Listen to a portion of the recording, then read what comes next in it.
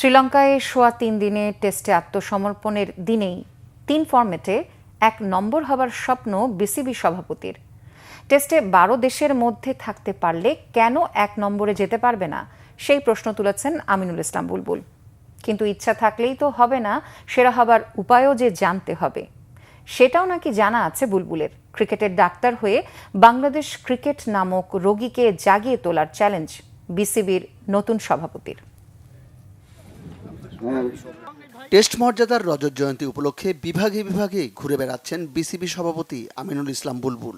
উৎসব উদযাপনের পাশাপাশি নিচ্ছেন নানা উদ্যোগ, স্বপ্ন দেখাচ্ছেন ক্রিকেটের নতুন যুগের। তারই ধারাবাহিকতায় শনিবার রংপুরে গিয়েছেন বোর্ড সভাপতি। ২ যুগ আগে টেস্ট আঙিনায় পা রাখলেও এখনও বনেদি ক্রিকেটের ঘরে ঢোকার সামর্থ্য হয়নি টাইগারদের। র্যাঙ্কিংয়ের তলানিতে থেকে সবসময়ই বহিরাগতই থেকে গেছে বাংলাদেশ। বুলবুলের প্রশ্ন, কেন বাংলাদেশ ৩ ফরম্যাটে বিশ্বের ১ নম্বর দল হতে পারবে না? উপায়টাও বাতলে দিলেন তিনি। কেন আমরা ১ নম্বর টেস্ট টিম, ১ নম্বর টি-20 টিম, ১ নম্বর 50-50 টিম হতে পারবো না, ছেলেরা এবং মেয়েরা? এটা যে সময়ের ব্যাপার।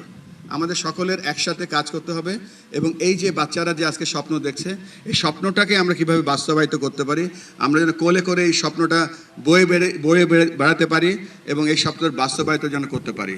আপনাদের সকলের কাছে আমরা সাহায্য চাচ্ছি।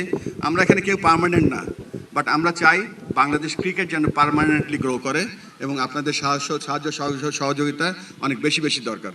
বাংলাদেশ ক্রিকেটের বুনিয়াদ বুলবুল আকরামদের হাত ধরে, তাই উন্নতির পথে বাধা কোথায় ভালোই জানা তার।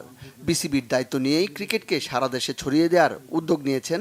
৪টি জনে ভাগ করে মিনি বিসিবি করার ঘোষণা দিয়েছেন। এই 4 জনের ক্রিকেট উন্নয়নে প্রভাব থাকবে না বিসিবির, হবে সহায়ক শক্তি। উপজেলার একটা ছেলে বা একটা মেয়ে বা একটা অভিভাবক যেন বলতে পারে, না, I am also a part of Bangladesh cricket.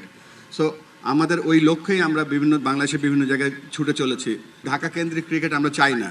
আমরা চাই না যে রংপুরের টিম ঢাকা থেকে বসেও করে দেবে, চিটাগাংয়ের টিম ঢাকা থেকে বসে করে দেবে।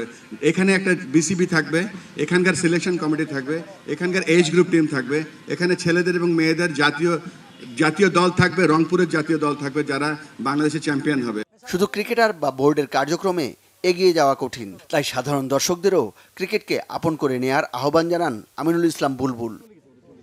Monir Hossain Khan, Bangla vision sports desk.